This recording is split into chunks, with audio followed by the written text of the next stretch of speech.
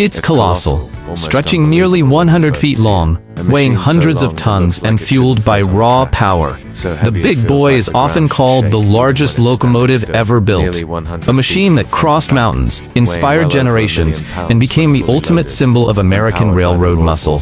But what if much of what you've heard about it isn't exactly true? Was the big boy really the biggest of them all? Did its fame come from performance or from appearance? Behind the documentaries, collector models, and nostalgic photos lies a story filled with exaggerations, technical debates, and questionable decisions. It was born on the brink of World War II, at a time when the railroad industry was about to change forever. Ready to discover the other side of this steel legend? Stick with me to the end, because the final truth may change the way you see the big boy forever. The title of biggest locomotive in the world is disputed. Mention the big boy, and the first claim you'll hear is the largest steam locomotive ever built.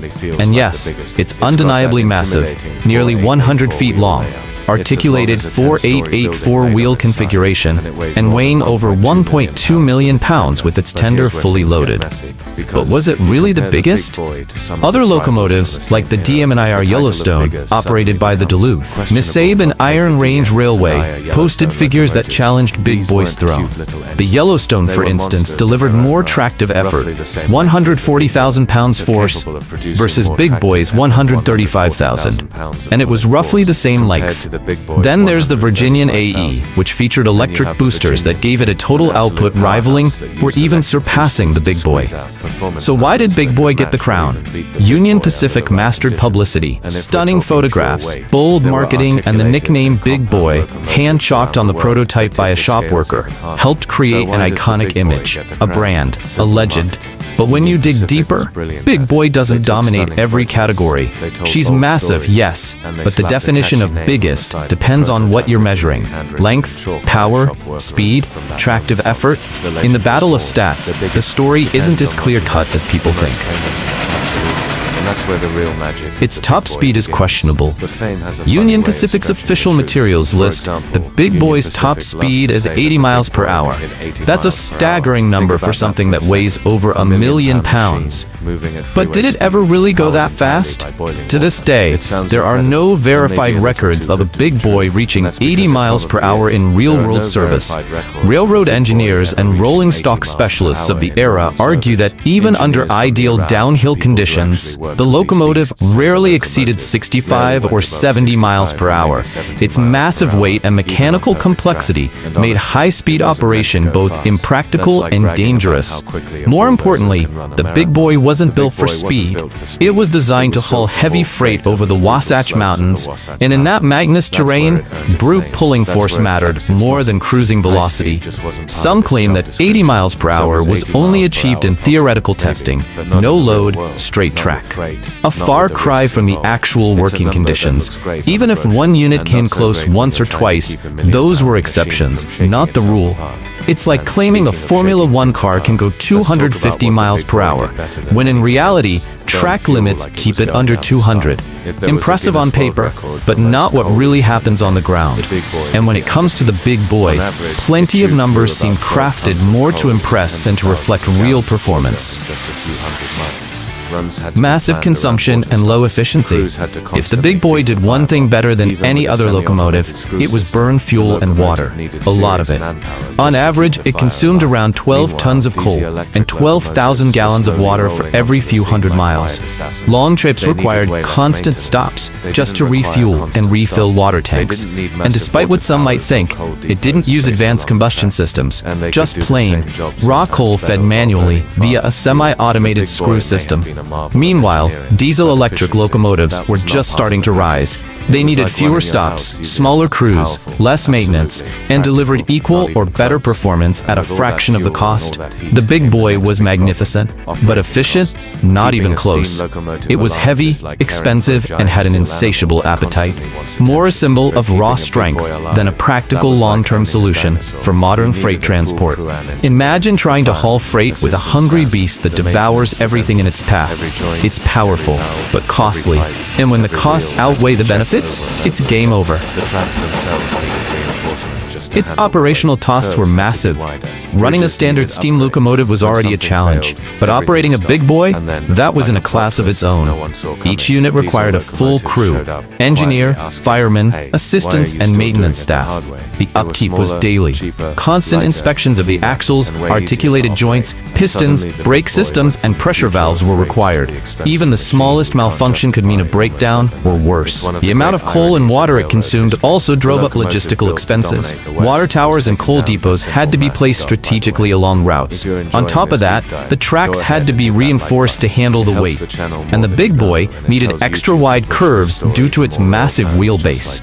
And then came the diesel locomotives, cheaper, lighter, more autonomous, and easier to maintain. The big boy, once the crown jewel of Union Pacific, slowly became a financial burden. It's one of the great ironies of railroad history. The locomotive built to conquer everything was ultimately conquered by cost. By the way, are you enjoying this deep dive into Big Boy's real story? If so, hit that like button, subscribe to the channel, and turn on the bell. It helps a ton and ensures this kind of content reaches more fans of these mechanical giants. On paper, it looked perfect, but the timing It came out at the wrong time.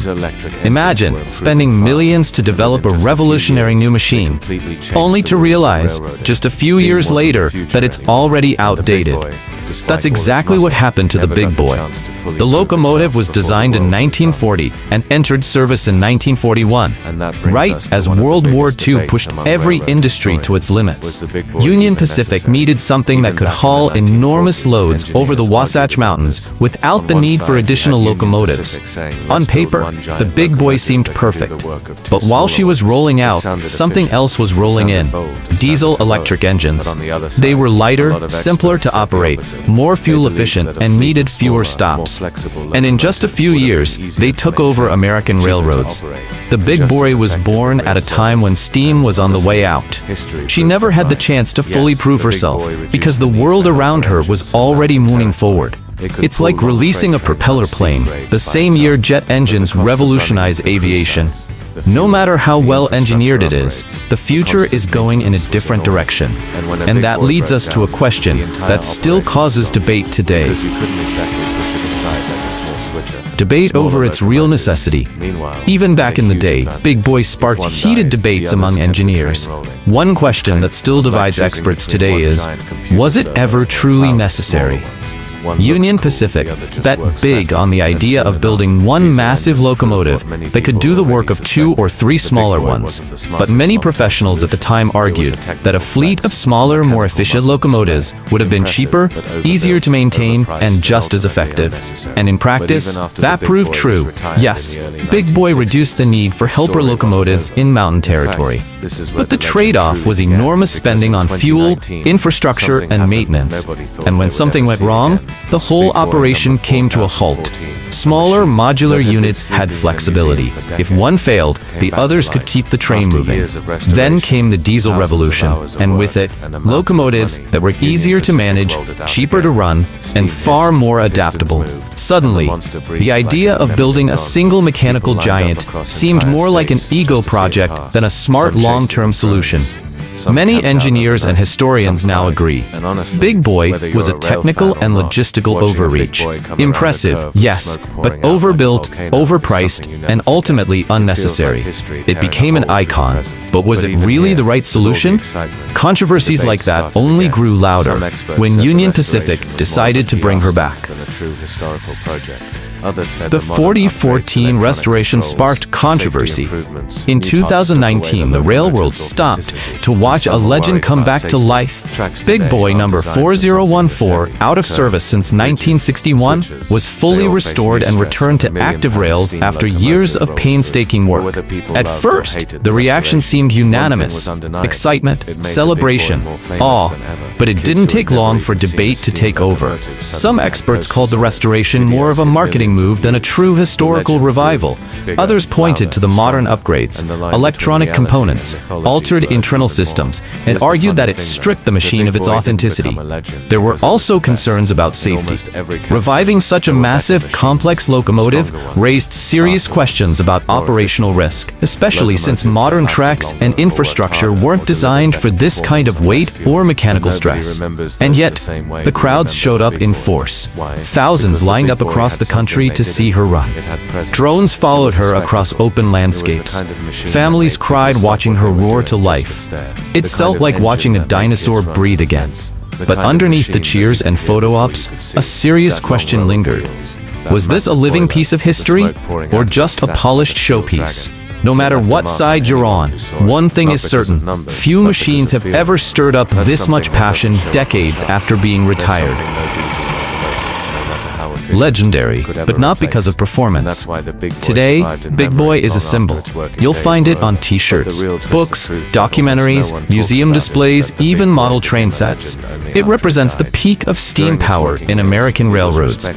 But performance-wise, it was far from the best. Technically speaking, Big Boy wasn't the strongest. Not the fastest, not the most efficient. Other engines of the time pulled more, burned less, or hit higher speeds. And her working life wasn't even that long, just about 20 years before being retired in the early 1960s. So why is she remembered? Because of her size, her sound, her presence. That endless row of wheels and pistons, spewing smoke as it thundered through mountain terrain, left an impression few could forget. Not a performance champion, but a spectacle. Funny how in engineering, the machines we remember most aren't always the best, but the ones that left a mark. And Big Boy, she left a mark like no other. But now it's time to reveal what really turned her into a myth. The untold truth. Big Boy didn't become a legend the day she was launched, or the day she conquered the Rocky Mountains, or even the day she pulled dozens of freight cars up steep grades. She became a legend after she died. During her active years, Big Boy was seen as a mechanical headache, expensive to run, hard to maintain, and quickly outdated.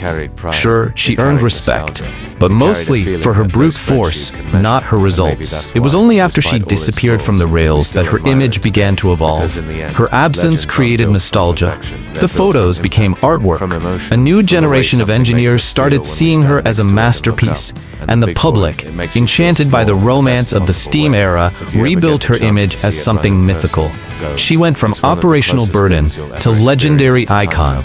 Today, people celebrate Big Boy, not for what she achieved, but for what she represents. And that's the real controversy. She became a myth not through efficiency, but through spectacle. She was surpassed by smaller, smarter, more capable machines, but none of them made our hearts race like she did. Maybe that's why, despite all her flaws, we still admire her. Because in the end, it's not stats that create legends. It's the feeling they leave behind in those who saw, or dreamed of seeing, these giants thunder down the tracks.